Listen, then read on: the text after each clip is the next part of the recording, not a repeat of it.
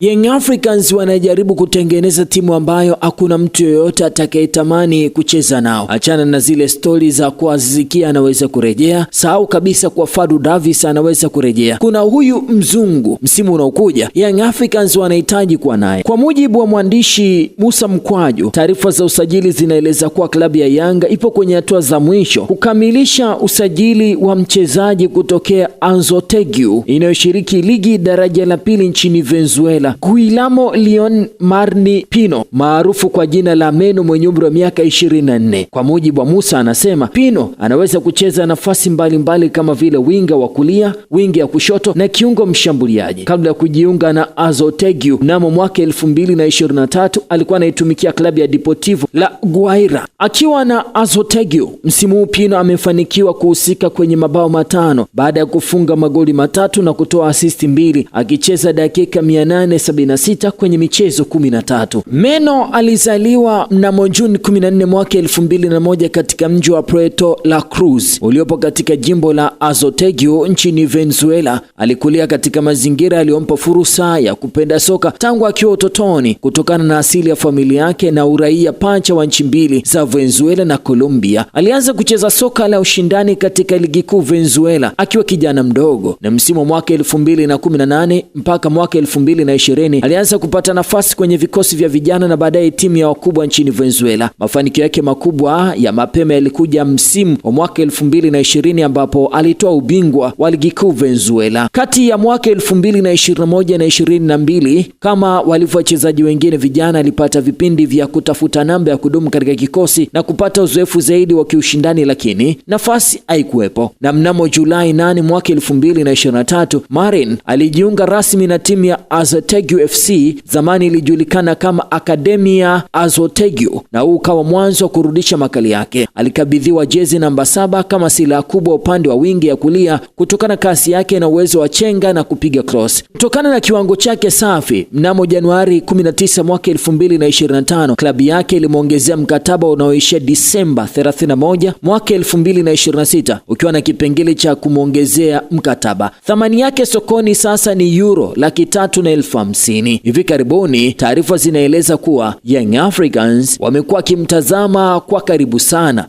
ili wamsajili. Je, Venezuela huyo ataweza kuwasaidia?